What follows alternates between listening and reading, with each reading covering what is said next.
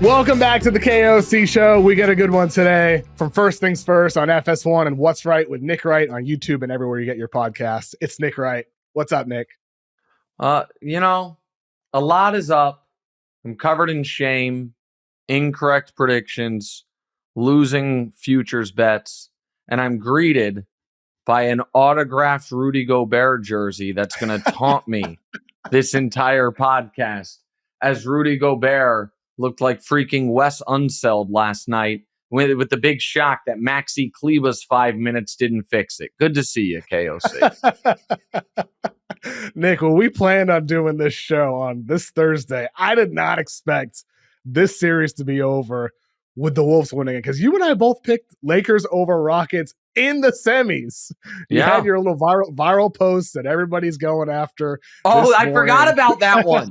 Oh, congrats on the Lakers. I'd like to be the first to congrats the Lakers on beating the Houston Rockets to advance to Western Conference Finals. I legitimately forgot that I had tweeted that. Here's the thing.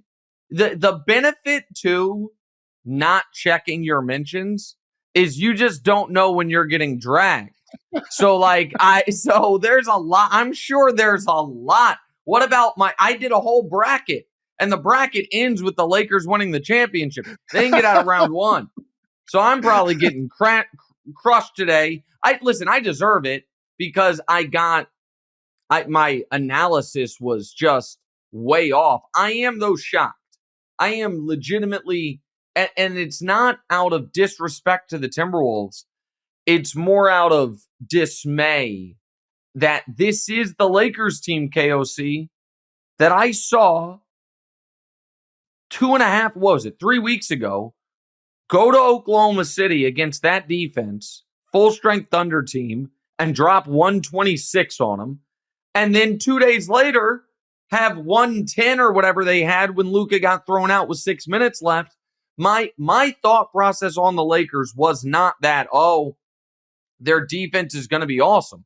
My thought process was there's proof of concept that the defense can be passable and the offense is going to be elite.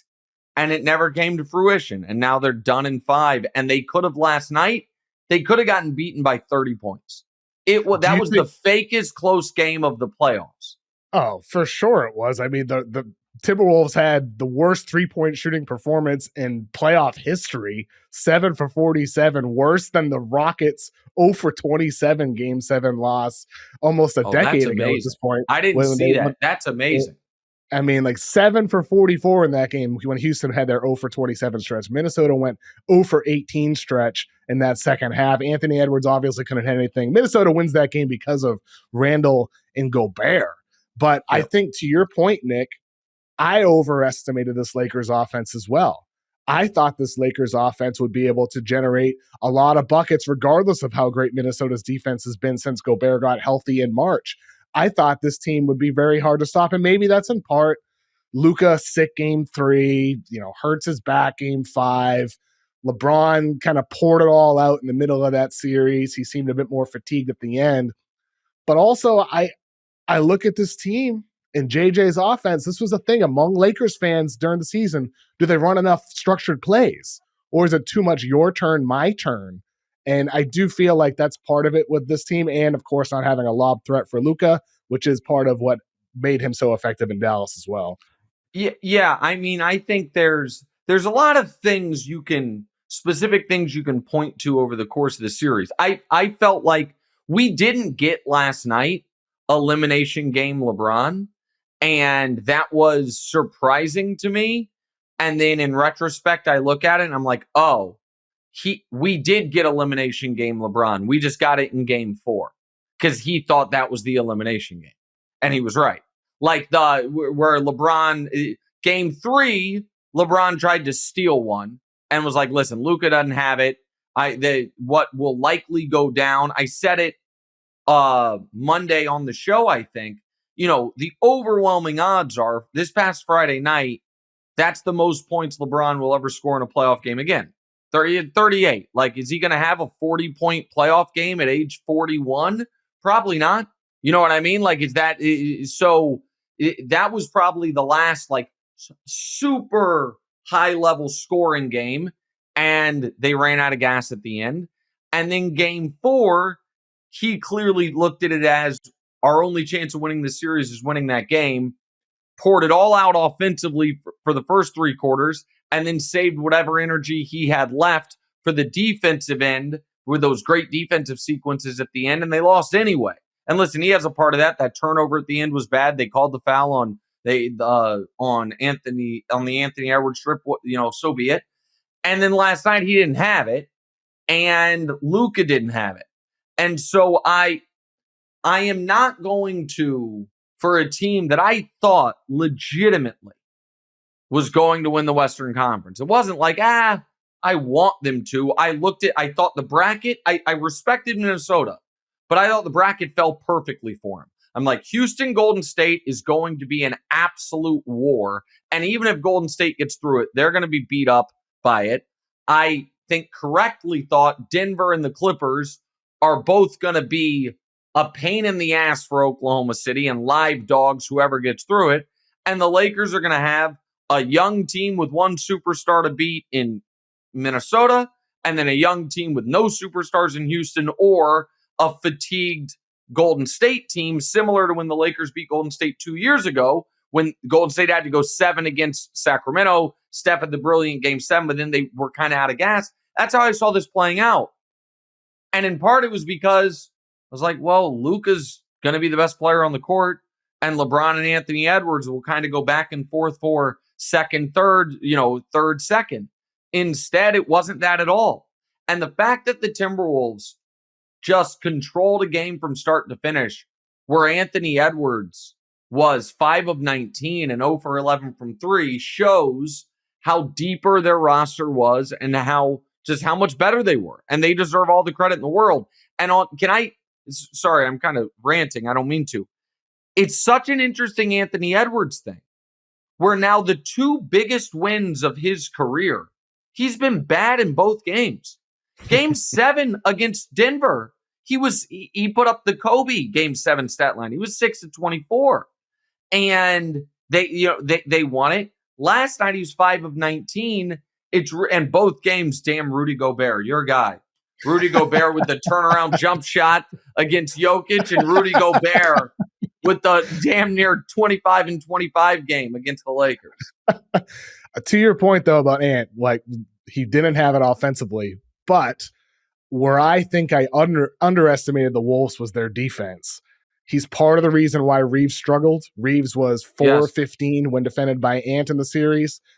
Luka was 18 of 39 when defended by McDaniels. And then LeBron was only 10 of 25 when defended by Randall. So the primary matchups in this series that Minnesota chose were effective. And then naturally, the Lakers are going to do everything they can to pull Rudy Gobert out to the perimeter, and they did not have success against Rudy Gobert. Luka was 7 of 17 when matched up against Gobert. LeBron was 6 of 21. Reeves was 6 of 18 against Gobert. Total of 19 of 56, 33.9% from the floor, when the Lakers' big three had a one-on-one against Rudy Gobert. That's not good enough. And it goes against the whole narrative about Rudy Gobert being a liability when he's on the perimeter. He's improved ever since the Steph Curry spin cycle. He's a different guy on the perimeter, and it's different than Utah because he has Jaden McDaniels and Anthony Edwards and Julius Randle and these big, Nickeil Alexander-Walker, big, versatile defenders behind him on the back line, and not Joe Ingles and help defense. Okay. It's a lot better for Gobert. Listen, we don't need to relive it. Hold on. So Gobert deserves a ton of credit, and I thought was really good, obviously, defensively in this series prior to last night. Now, he had as many rebounds last night as he had in the series prior to last night. That's and a more crazy points stat. last night. I think it's actually he had 25 in the first 4 games and 24 last night. And then points-wise, I think he had 17 points total. The first, in fact, I have it right here. I'll look real quick. I don't have it right here anymore. Regardless, he had less than 24 or 27 points, which is what he had last night. He had 2, 6, 1, 5. So he had 14 points in the series, and then he had 27 last night. So that's a great, remarkable performance by him. One of the only things I got right about this series up until last night going into it was I was less concerned about the Lakers' lack of size against Minnesota than I would have been other teams because Minnesota doesn't like to give Rudy the ball. And he doesn't typically deserve the ball. And so I was like, listen, I know he's going to be 6 inches taller than the guy guarding him. They're not going to give him the ball on the block and ask him to do his terrible little baby hook so that he's not going to be able to punish him for it. And he really hadn't punished him until last night on the glass, which was really a shock. It's one of the few things the Lakers, again, prior to last night, executed well. The reason I said let's stop is all of that can be true, and he can deserve massive credit for this series. It doesn't mean we need to relitigate some really bad Utah series where he was bad and you guys won't admit it. You guys like that. Of course. And he was bad offensively, a lot of those. And maybe that's why Minnesota will have issues in a future round because of Gobert's limitations on offense. But he was sensational defensively in this series. He did his job. Sensational defensively. And his job on the perimeter, he didn't get, there was a couple highlights, but he held his, not just held his own. He was great. He was great and he was tough. And I never thought I would get to this point. But I will admit, I was watching last night. And at one point I was like, man, they might just have to go to hack a Gobert to get him out of the game. And then I'm like, what does this come to? What does this come to? Are you kidding me? You had that thought? Yeah, I did. When they couldn't get a rebound and this guy still can't make free throws, I'm like, just do what the Warriors do to Steven Adams. And I hate that strategy. Mm-hmm. So I felt dirty for wanting them to do it. But it occurred to me. I was like, yeah, man, get the big French guy off the court. He's killing us. He's just killing us. And when Kerr did it against Houston, it worked. Udoka pulled him right away, which I think was a mistake. So if Redick did try that, it might have actually worked out. Who knows if Finch would have accommodated what Redick was hoping for. But ultimately for the Lakers, Mark Williams, he's posting on Instagram and putting a wink face on social last night. He's kind of like, oh yeah, you should have kept me. You missed me. I would have helped. The Lakers, they have an incomplete roster, right? Like that's part of why they lose this series. Ultimately, though, I still think with the roster as was, it should have been more competitive than it was. Yes, and that's in part, JJ Redick getting ripped today, and rightfully so. He plays all 5 starters the entire second half in Game 4, and then before Game 5, he storms away from the podium after getting asked about it. I didn't love the way the question was framed, but there's no reason for him to talk in such a condescending manner in the way he did when all he had to say was, I'm like, lessons are learned. We're going to reevaluate, give a Belichick type of answer, like just very dry. We're going to reevaluate things and do better this game. Right. And KOC, do you listen when you watch these games? Do you have the sound on?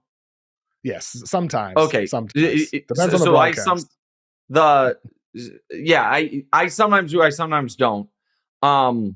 So the reason I'm mentioning it is, the sideline reporter, it was the Ali LaForce. I don't want to get it. I hate when I get that wrong, but whomever it was did something I've never seen a sideline reporter do, which is kind of give a take mid game, which was, the reason it must have been so noteworthy that she didn't feel like she was giving a take. It was just like her reporting. But it was reporting on JJ's disposition before the game, which was, she was like, he was wound up. He was on edge. He was super tight. And here is what I believe about JJ Redick. I think that he did an excellent job this year. I think objectively. I was saying that if someone had included him on their Coach of the Year ballot, he deserved it. I thought he was a massive, exponential upgrade on Darvin Ham. And I think he's going to be a very good coach. With all that said, when he got hired, I said my concern was that I think when he hits a rough patch, his general smug, condescending nature, that I am just basing that off of who he's been the entirety of his public life, so 20 plus years. I think that could go poorly. And I think he's super online and very aware of what people are saying. And I think those are two things that could be tough parts of being an NBA head coach, much less coach of the Lakers. I'm going to add another concern, even though I think he's a very good coach. And this is something I said it on my pod earlier. I'm going to say it on TV. I'll say it to you. People are going to clip this and people are going to make fun of this take. They are going to say this is a ridiculous thing to say. I just believe it in my bones. We now have a 20-plus year history of JJ Redick being wound so tight, he doesn't perform in the biggest spots. JJ Redick, as one of the best college basketball players of his era, was a bad NCAA tournament player. He was great in every other setting. Go check those Duke game logs and go check what those teams did and what he did in the NCAA tournament. JJ Redick, as Jerry West reminded us, was not a great playoff performer in the NBA, even for his role. And now in his first shot in the playoffs, he, I think, made a big mistake and didn't want to really take full accountability for it. I think you can overcome it. And I think it's easier to overcome as a coach than it is as a player, because it's more just about mindset and you don't have to actually, make shots. But I think he is wound so tight that he might not be the best pressure performer. And I think you saw some of that manifest itself even last night when he boxed himself in before the game by saying Jackson Hayes isn't playing. And then all of a sudden it's like, all right, I guess I'm pressing the Maxi Kleba button here, which who is hadn't a tough played button in to 3 push. months at all Right. for the Lakers or practiced. Exactly with the team. right. Barely Exactly either. right. Crazy. Yep. Exactly right. I don't think that take is crazy, Nick, because I had the same exact thought. He has always been an underperformer in the postseason. And, maybe that was in part smaller guy, only 6'4" or so. Sometimes it's different in the postseason. But then you're right. The NCAA stats for him when Duke got eliminated when he was a freshman, 4 of 14 from the floor. He was 5 of 17 in the round of 32, way back his freshman year. His sophomore year, his last year at Duke, 3 for 18 in their elimination game in the Sweet 16. So it goes back to college. It happened in the NBA. And then it happens in the first round here after that pregame presser where clearly the dude is wound so tight. And clearly, and also clearly the fact he brought up unprompted, is this about me being inexperienced? Yes. The reporter never said anything about that. JJ brought that up. And I didn't think the reporter, I don't know who the reporter was. I couldn't pinpoint the voice. But it didn't sound like the reporter was trying to be antagonistic.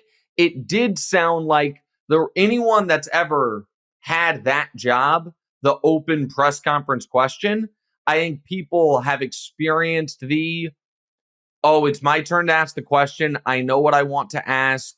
I'm a little nervous about how I'm phrasing it. So I might talk a little too long or stumble over, so it felt to me like the reporter was a little nervous himself, but not trying to be antagonistic. It did not seem like the reporter was like, hey, so you screwed that up because you're young and dumb, or you're going to do that again. That's not what it felt like at all. I totally agree. JJ took it like the guy was being either unfair or rude or disrespectful, and just listening to it, that's not what it sounded like to me. It sounded like a guy who was trying to basically be like, hey, are you going to lean on some of your assistants, because you're in the heat of the moment? And JJ, Doth protest too much a bit about that, I thought. I felt exactly the same way. And ultimately for JJ, it was an incomplete roster. They tried trading for Mark Williams for a reason. It didn't work out. And also your best players just didn't perform the way they should have. And I feel, this is the takeaway again involving Luka, but I feel for him, if you're Luka, you see the things LeBron does. He sets a tone on defense.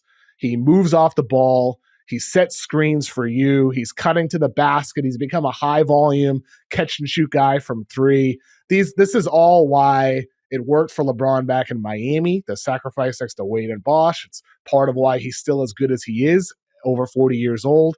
It's also why Luka has never won a title. It's why Luka leaves us wanting more, because he has not improved in some of those areas as a cutter, as a mover without the ball. He's only worsened defensively as well. And I think with Luka, it's true to say Luka's better than almost everybody in the world at the game of basketball, but it's also true to say he's not as great as he should be or could be, which is why I think Luka is at another fork in the road here. And it's different this year with the Lakers. There's more media attention. There's more pressure here, better teammates, a better potential to win a championship. At this fork in the road, on one path, you have the LeBron path with Luka, where you do the extra things that makes you 10% greater than you already are. It leads to winning. And then there's the other path that I think he's already halfway down, and that's the James Harden path. And that's a Hall of Fame career, but no titles because of some of those shortcomings that continue to snowball as you get older, an unwillingness to play off the ball, an unwillingness to commit to defense, a lack of true leadership. And that's the path that I think Luka is going down right now, unless he reverts back and starts going down that LeBron path and following that lead. My confidence has waned a little bit. I'm nowhere near like the Nico level of I'm going to trade this dude. It's still a dumb trade to make. But at this point, Nick, has your confidence level in Luka to fix some of those flaws waned at all? No. And here's why. I think that obviously this year was in a lot of ways a step in the wrong direction. There's no denying it. But the last time he had a step in the wrong direction, so Luka's career has kind of gone, now we've seen this twice, where it's going on this undeniably upward trajectory and culminating in the first iteration of it for what was, and people will rewrite the history on this, the shocking in the moment upset of Phoenix in round 2 with the game 7 blowout where he outscored Phoenix himself in the first half, making a conference finals, beating the defending Western Conference champions before losing in the conference finals to the eventual champion Golden State Warriors. It was all upward. And then a step back, the tank year, and trade for Kyrie. It doesn't get together, and they miss the playoffs. And then an absolute rocket ship the next year, where once again, Luka, and this is where I push back, and I think you'll agree with this part, on the Harden comparisons, Luka is not a playoff shrinker. He's an all-time playoff performer, and where he raises his game, this year was the exception, in the postseason, where he takes a team that no one had in the finals, past Oklahoma City. I don't even remember who they beat in round 1, but then past Shea and Oklahoma City in round 2, the 1 seed, past the talk of the town, the Minnesota Timberwolves and Anthony Edwards, in a series that at the end of it, Anthony Edwards said he was out of gas and Luka was not. And then they run into Boston and Boston beats them. And everyone, revisionist history talks about the Mavs defense because that's a way to poke at Luka, when in reality, the Mavs defense in the finals was excellent. The Mavs defense in the finals held Boston well below its season averages offensively across the board. The Mavs just couldn't score the ball. And Luka had some bad moments, most notably game 3 ejection or foul out and whatever it was. And then this year, a step back emotionally because this team gave up on him, and then a step back performance-wise because for the first time in his entire career, he walked into a playoff series evenly matched or in the better position. His team lost, and a lot of it was because he didn't perform. So that is a legitimate criticism. But I still see this as a guy who is a top 2 offensive player in the league. In my opinion, a top 3 player. If people want to put Tatum and Shea ahead of him and say he's 5, that's fine. I'm not ready to put Anthony Edwards ahead of him. And I think last night is evidence as to why, in that Ant can have the bad Ant games on the offensive end are so much of a lower caliber than the bad Luka games. And so Harden, people talk that the Harden issue is the heliocentricity or the lack of dedication to defense, all of that. That all can be true, while it's also true that if he wasn't a historic playoff choker, none of that would have mattered and they would have won a championship with him in Houston. If all of the flaws of his game, if he simply was regular season Harden in the playoffs, they would have been fine and been a champion. And so even with the defensive woes and the ball dominance, at least I feel that way. And Luka's not. Look, Harden had some serious choke jobs.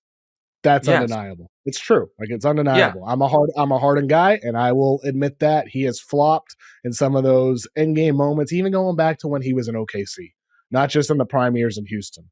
But he was also a guy who put up 38 and 6 every night, average-wise, for 5 straight years in the postseason for Houston, with some deep runs, going toe-to-toe with a historic opponent in the Golden State Warriors. So Harden had a very hard road in the West as well. And Luka has had some lows already. He was not great in that elimination game against the Warriors a couple years ago. He was not great in the series against Boston in the finals last year. And he wasn't great to close this series either. So that resume could build for Luka over time, despite these highs that we're talking about, because Harden had those highs too, with some amazing postseason performances. The Harden did have some amazing playoff games.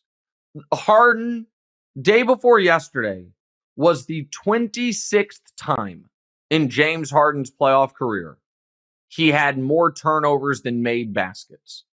James Harden has had 54 career playoff games with 4 or fewer made baskets. This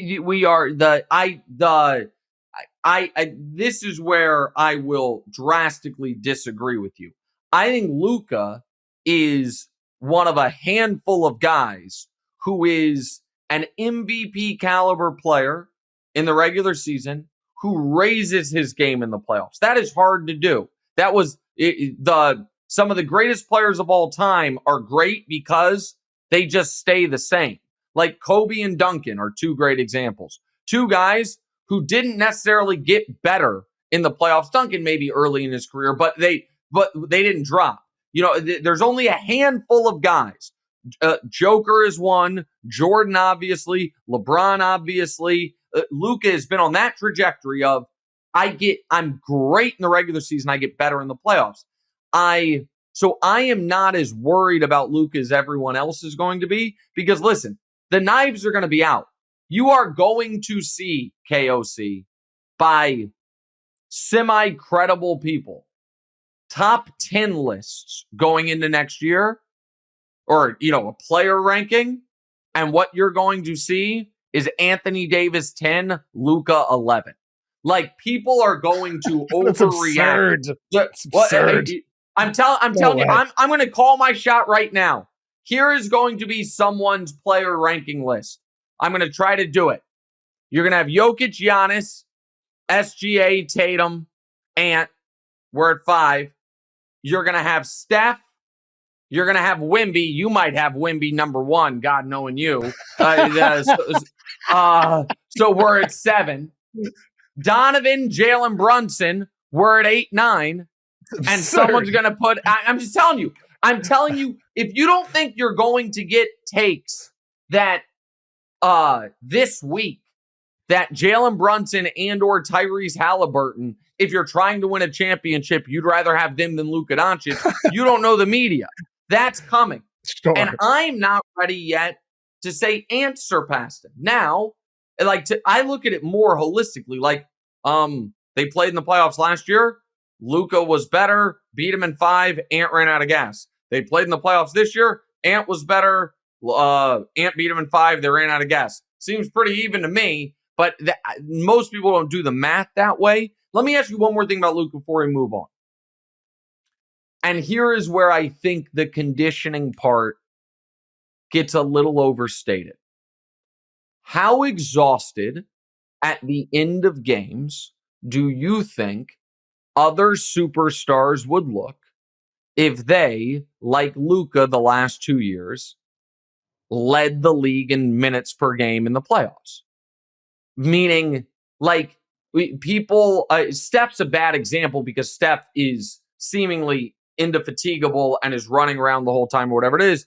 But what's also true is Kerr, much to the chagrin of dopey Warrior fans, basically puts a ceiling on how many minutes they'll play Steph, particularly early in series. And it's like, listen, we are protecting him because of what we're asking from him. And so, yes, Steph is fresher, no doubt about it. And listen, Steph is in top 1% of humans ever condition. Luka is not that. But you understand the point I'm making, that there is Luka. Nobody in the playoffs this year has played more minutes than Luka. Last year, nobody played within 100 minutes of what Luka played in the playoffs. And on a minutes per game level, I think only Maxey was more, and Maxey, obviously didn't have a long playoff run. Would we, if Luka ever was on a team where they were like, hey, you can rest like a normal player even in the playoffs, would he look fresher at the end of these games? Probably. He would, Nick. And to your point, putting a cap on his minutes could be good, but this is also on Luka too. Sometimes you need to give up the ball, play off the ball, catch and shoot threes, because in this postseason, look at the numbers. He had 46 total threes. How many of those do you think were catch and shoot threes of the 46 threes he took? 4. It was 13, a little bit more than you thought. 13. He made 6 of those. I played that game poorly. Sorry, I should have said. I don't know what I should have. 46.2%. He shot 6 of 13 on catch and shoot threes, 10 of 33 on dribble jumper threes. If Luka is just going to embrace playing off ball a little bit more, like LeBron has, and get some of those easy catch and shoot threes, conserve some of that energy, to me, that would help him a lot. I really do think that would help him a lot. And I hope it's something that he does in the years to come. But I've been hoping for that for years. I hoped it would happen playing next to Porzingis. I hoped it would happen playing next to Brunson. I hoped it would happen playing next to Kyrie Irving. I hoped it would happen playing next to freaking LeBron James, who is doing that. And it hasn't happened yet. And I hope if LeBron stays with the Lakers moving forward, he has a player option for next season. Obviously, he's staying with the I think he's staying with the Lakers as well. I'd be shocked if that didn't happen otherwise. But for the Lakers, assuming LeBron stays, Luka's back as well.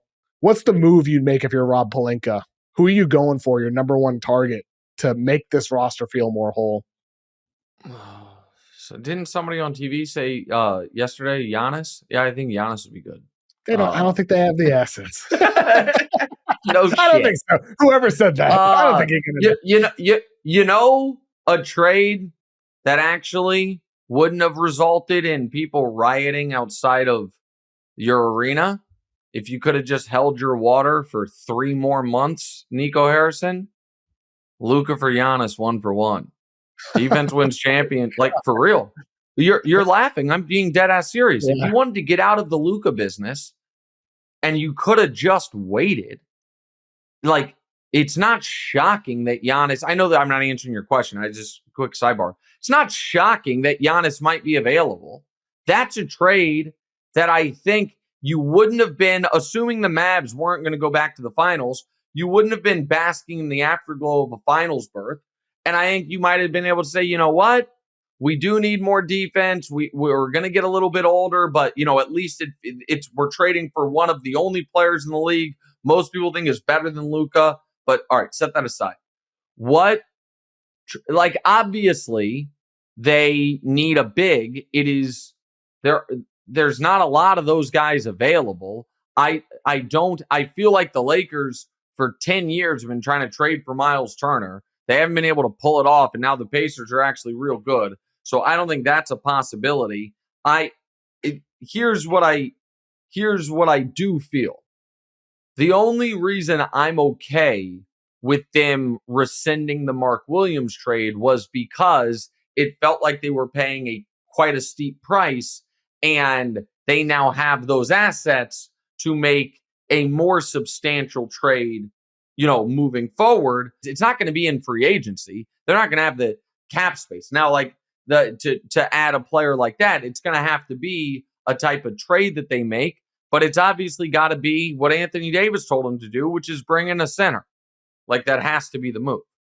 And I thought LeBron was funny post game. He's asked about that as well, and he's like, "Well, 80, they got rid of him a week later." You know who I bet would look really good with Luka? Derek Lively. You think he's available? maybe Nico will help you out again. I mean, I got to tell you, you got too many bigs in Dallas now. Yeah, so is there a name or two? Wendell Carter with Orlando. Tom Haberstroh had an article on Yahoo Sports today about 5 trades he'd make if he were the Lakers. He mentioned Jared Allen from the Cavs if they fall short. That was one. Walker Kessler from the Jazz was another one. Walker Kessler is always the name that seems to pop up. Ultimately, the Lakers need a couple names here, regardless of who they go for. I think Walker Kessler is the good one, but the price seems so immense from Utah right now. And for the Lakers and this year's draft class, I don't think it's for Lakers fans listening. I don't think this is a draft class to go for that type of player either that can help you right away. I want to talk about LeBron with you for a minute, Nick, because, this is year 7 now with him. Year 1, 37 games, misses the playoffs, wins the title year 2, losing the first round year 3, then a 33-win team, misses the playoffs, swept in the conference finals the year after that, losing the first round last year in 5 games, losing the first round again this year in 5 games. You think LeBron's the GOAT. I'm right there with you. But if this were his final season in LA, whether retirement or whether he decides to leave or whether the Lakers decided to go in a different direction, how would you remember LeBron's legacy in LA? I mean, he saved the Lakers. Seems good. They had the worst 6-year stretch in the history of their franchise. Within 18 months of signing him, they won a championship. Also,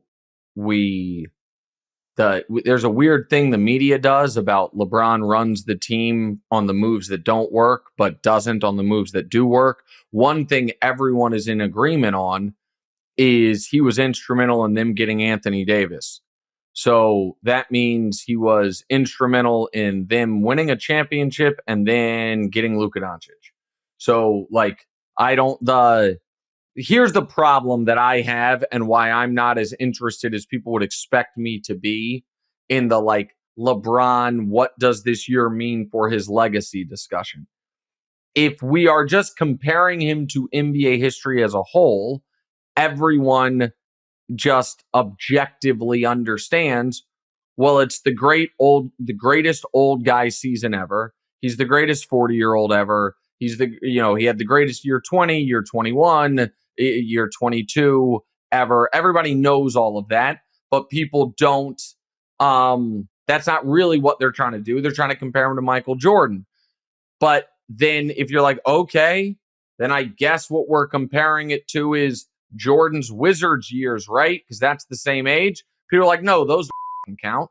Give me a break. It's like, okay, so we're comparing year 21 LeBron at age 40 against what? Year 12 Jordan at age 35? That doesn't seem very fair to me, but people aren't interested in being fair in it. So I don't, I thought LeBron, I don't know where you had him, KOC, but I thought he had legitimate claim to the 5th MVP spot was like fringe first team, top of second team All NBA. I had him 5th. I had him 5th. I had him 5th on the MVP ballot. I had him 5th on the All NBA as well. Yeah, so I don't have a ballot, but I still do a fake one anyway. I don't look at All NBA exactly the same way I look at MVP because I kind of want All NBA to be 2 guards, 2 forwards, a center the way it used to be. So I had him 5th on my fake MVP ballot, but second team All NBA because the forwards were obviously Giannis and Tatum. But he was over the course of this year, he was somewhere from the 5th to 8th best player in the league at age 40. And he has played more minutes than Damian Lillard and Jimmy Butler combined in their careers. And so if people are then going to be like, well, he sure looked tired at the end of this game. Do you think, man? So I think that's just like objective and the only fair way to do it. I don't think people are that interested in being fair about this conversation. And so, and as far as, has he succeeded as a Laker? My answer to that is yes. And this is again where people to me are disingenuous. When he went to LA, the narrative was he does not care about winning anymore. It's because he wants to make movies. This is his retirement job. He now has been there for 7 years, not only restored them to relevance, brought them a championship, made another conference finals, and was instrumental in their ability to get Luka freaking Doncic. I think it's been a rousing success, but that's only because I'm fair about this stuff and not, a shill. Look, I wish I could disagree. I really wish I could disagree. Yeah, but look, you're too smart to. I mean, it's just so stupid. Like, what are we? I can't even believe it. Like, I'm just curious. Like, so here's a fun one. Tom Brady is a Buck. Failure? You know how goddamn dumb that would sound? It's like, ridiculous. Well, they only won one championship, and I don't know. Like, what are we talking about? Like, you mean the guy who was the oldest guy ever to win and took a team immediately to a title and then kept them relevant and in the mix the rest of the way? It's like, well, yeah, you say that, but that final year in Tampa, they were a 500 team and got blasted in round one by the Cowboys. What does that do to his legacy? It's so stupid. It's just so incredibly stupid. For the listeners who are very angry about a lengthy Lakers talk, on tomorrow's pod with Tom Haberstroh, we're going to be going deeper into every series. But with Nick today, I have one question for you about a bunch of other stuff happening around the NBA. So we'll go kind of rapid fire through some of these. And by the way, don't apologize. Hold on, KOC. I don't think I said the word sorry. I said for the listeners who are mad about it. Oh, okay. All right. I'm not sorry. Okay. I'm not sorry. And I understand that there's a lot of hipster NBA fans that listen to this show, and I get that. The Los Angeles Lakers just lost in round one. It happened 12 hours ago. It's a big story. Now go ahead. I'll do your other stuff. Sorry. Number one, the Minnesota Timberwolves. Do you think the Wolves want Golden State or Houston in their next round series? Well, they want Houston.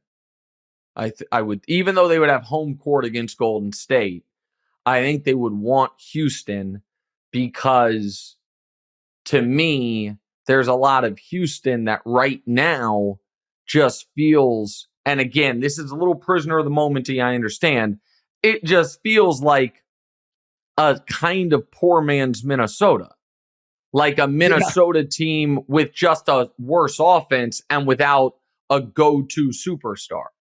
And, so Houston is going to feel like it has a hard ceiling as long as Jalen Green, continues to be the exact same player he was in year two, which is who he's been.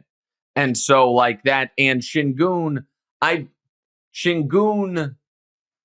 is going to continue getting better, obviously, as will Amen Thompson. I love a lot of their players. I really do like a lot of their players, but you're just missing a star. They have everything else but the star. That's the issue. Exactly right. And so Amen maybe can be a star one day, but his free throws make me nervous. I'm like, man, if you're that bad of a free throw shooter, are you ever going to be like a legitimate scorer? And Şengün, maybe. Listen, I was burnt once by underestimating a player that looked a lot like Şengün early in his career, and I don't know if I want to be burnt by it again. But I don't think he has superstar upside. I think he has perennial all-star upside, but I don't know that he has superstar upside. He's Jokic light. He's not Jokic. Yeah, Jokic is an all-timer. That's what he became. Şengün is more, he's like the Charmander to Jokic being Charizard. That's just what it is with Şengün. And so for Houston, I'm with you. He's a rich man's Domantas Sabonis and a poor man's Nikola Jokic. right? Perfectly Like said. that's I agree. Yes, he has some of the stuff that Sabonis is missing. yep, Defense, just kind of that toughness and grit as a toughness. scorer. The flair that Şengün has that Sabonis is missing. So I agree with you. If I'm Minnesota, I want Houston to have the 3-1 comeback, which I don't think that's going to happen. Unfortunately, I picked Houston in the series. I think Golden State probably closes it out tonight. Number 2. Did the Rockets find something that works in game 5, or is that a one-off? I don't think so. I think the Warriors close it out. What do you think? Well, listen, I don't think they found anything. The Warriors are prone to do this. The Happened Warriors, a couple years ago. Right. Even in their great runs, they just have a playoff game, it seems, where they just kind of early on, they're like, we ain't got it. Forget it. We'll just punt this one. And so that I wouldn't read too much into it. What I would say is this. The Rockets seem unblowoutable. And by that, I mean, in this specific matchup, that as soon as Steph goes to the bench, the Rockets have the Warriors have such a hard time scoring that even if the Warriors find themselves up 14, 16 points, as they have in a few of these games, the Rockets will claw their way back in. So I think that they are a live dog game 6 in Golden State. My pick was Rockets in 7. I thought at this moment it would be Rockets 3-2, not Golden State 3-2. And you feel obviously a hell of a lot better if the Rockets have 2 shots at it. And it probably should have been if they hit their free throws in game 4. Yeah, or if Şengün hits the 12-footer. You know what I mean? And so it's just like, so to me, this series is really close, but it's just hard. It's hard to trust Houston down the stretch of these games. You know what I mean? That's just the reality. Mm-hmm. They really need Jalen Green to have one of his random on nights, or Fred VanVleet to just catch fire from 3, and he's prone to cold nights as well. Number 3, Nuggets and the Clippers. After, I think it was game 2 or game 3, when the Clippers had their big victory, Kawhi looked like the best player on the floor. I said on my pod, I regret picking this to go 7. Clippers look like the better team. MPJ hurt for the Nuggets. Well, I mean, here we are now. Nuggets a chance to close that out. How stupid am I, Nick, for having any faith in the Clippers? No, I don't think I think it's this. I said this might be the one series that was, in question, that before the series I might have nailed fully. My pick for this series was Nuggets in 7 with a bonus pick of, at the 6-minute mark of the 4th quarter of game 7, it'll be a tie game. Like that's how close I thought this series was. And I think that's what we're tracking towards. I did find, and listen, it wasn't just you, it was everyone. It was everyone I respect. It was you, it was Zach, it was Bill, it was everyone in the podcast world. Nuggets looked like they were on the ropes. Guys are hurt. But yes, no. That part's not even what I'm talking about. And if MPJ had been out for the series, they don't have enough guys. That's what I was going to say. But everyone, I evidently didn't get the memo that after game 2 of this series, we all needed to be like, if you think about it, Kawhi Leonard, the GOAT, maybe. Like that conversation was a little much for me. They're like, oh my God. Like that. And the Clippers obviously look terrifying when they have a guy who scores 39 on 75%. I thought my dear beloved colleagues in the media were a little too credulous on, this is just the Kawhi they're going to get from here on out. And so Kawhi's come back down to earth. Harden has, as the games have ratcheted up, Harden's performance has ratcheted down. I still expect the Clippers to win tonight. And I think we'll have a great game 7 that'll be tightly contested. But if it's tightly contested, it's hard to go against Jokic. 4th question. I think the Pistons are going to make a 3-1 comeback, win the series against the Knicks. Do you agree with me? I don't agree with you. I don't think the Pistons can win a game 7 in MSG. Now, they've already won twice at MSG. What's crazy is going into that home game, everyone was like, man, the Pistons could get their first playoff win in Detroit since 2008. We're now going into game 6, and they are still looking for their first playoff win in Detroit since 2008 because they've won both their games on the road. Obviously, they could have won game 4 if not for a tough no call. I have not been impressed by the Knicks here. Don't get me wrong, but I just think asking Detroit at its age to not only execute a 3-1 comeback, but to win a game 7 in MSG will be a little too much. But I do think this. One of the biggest winners of round 1 is your Celtics. They got to be looking at this series like, give me a break. You thought our path last year was easy. And so I think that whoever wins this series is going to be absolutely annihilated by Boston. Next question, obviously, as you said, Boston versus whoever wins that series. And then we're going to have Cleveland versus the Pacers. The whole Halliburton thing that happened after the game with Giannis. It seems like it almost kind of distracted from what's Giannis's future in that conversation. Yeah. I asked Marcus Morris the same question earlier in the week on my pod. I'm going to ask it to you as well, Nick. In order to keep Giannis in Milwaukee, is there anything that you think the Bucks can do to make that happen? I mean, that's a hell of a question. I don't think there's anything realistic that if Giannis's number one goals, and by the way, it doesn't have to be this, but if his number one goal is to have a realistic chance to win a championship next season, then there's nothing Milwaukee can do. There just isn't, right? Like there is no trade, there is no move they can make, and it's not like you can ask Giannis to level up. I mean, he has level. He's as good, if not better, than he was when they won a championship. And so what I'm worried about, to be totally honest, I think a Giannis Rockets trade, there are some good ones that make a lot of sense. I think that would be really cool. Şengün for Giannis? Yeah. So this is the trade I put together. And this might even be more than you have to give up. Şengün, Reed Shepherd, Jock Landale, both Phoenix picks. That feels like pretty fair value.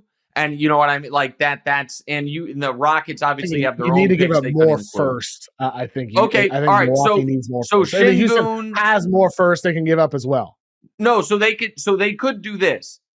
Şengün, Reed Shepherd, Jock Landale, the 27 and 29 Phoenix firsts, and then 2 of their own first, 2 of Houston. So 28 and 30 Houston first. You get 4 firsts. Reed Shepherd, who's top 5 pick. Şengün, who makes you competitive immediately, which you need to be because you don't have your own picks. Like, that would make sense. Here is my nightmare scenario. Stephon Castle, a bunch of other stuff, and 100 picks to the Spurs. Because I am very, very confident that the LeBron James is the greatest basketball player ever take is going to age like fine wine. And kids are going to look at LeBron versus Jordan and say, how was this ever a debate? The only thing that could threaten that is right around when it's becoming unanimous, your alien in San Antonio getting his 7th title because he and Giannis team up to form the greatest defensive team ever to live. And they start winning immediately. So I just want Giannis anywhere but San Antonio. So, but I think San Antonio could make an attractive package as well. I know you have to run, so these last 2 questions, super rapid fire, sure. Nick. I got a Spurs-related question for you. Castle, Rookie of the Year photo was posted on social media by the Spurs. It has Castle and Tim Duncan and David Robinson and Victor Wembanyama. And Wemby in the photo, he looks 8 feet tall. I think that's a perspective thing. Well, okay. Here's my thing, Nick. It might be a perspective thing, but I've been around Boban, who's listed at 7'4". I've been around Porzingis, who's 7'3". I've been around Taco Fall, who's 7'6". I've been around Wemby. I interviewed him. I think he's actually 7'6", 7'7". I think he's taller than his listed height. That's my feeling. Have you been around Wemby, and do you feel the same way? No, I've never been around Wemby. I do buy because he used to be called 7'5". When he was in France, Coming into the draft, they said he was 7'5". Yes. And then all of a sudden he became 7'4". Yep.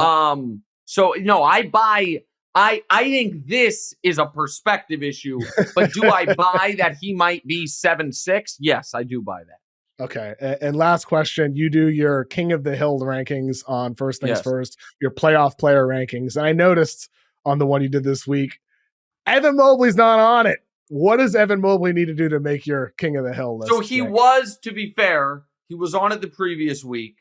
Okay. He had dropped off. I'm going to be let me see where it was. Yeah, so I gave your guy Franz his spot, and Julius jumped and got a spot. So two guys had to come off. So I think that it didn't feel fair to drop Garland or Donovan. And it was because they won the series by 120 points. But McDaniels was coming off with like a 30-point game. I obviously think Evan Mobley is better than Jaden McDaniels. As we say on the show, this is a rich tapestry. It's about how good you are, how well you've played, recency bias, a lot of things. No, I think Mobley is awesome. And do I think Mobley is better than Chet Holmgren? I actually think right now, this moment, the answer is yes. So that bottom row can always be a little tricky. Yeah, I know the feeling when it comes to player rankings, Nick. That the bottom is always the toughest. Who do you leave off? Nick, appreciate you joining me today, man. This was a lot of fun. Of course. Thanks for having me. Sorry for not being able to set it up earlier. Glad we're able to do it. Talk to you soon, KOC. No, Nick, thank you. Big thank you to Nick Wright for joining me on today's episode. We'll be back again on Friday with Tom Havashow talking about everything else at a deeper level. I wanted to get some of these series completed first so Tom and I could go into preview mode with round 2 or potential game 7 previews as well, depending on what happens. So we'll be talking deeper about everything else on Friday with Tom.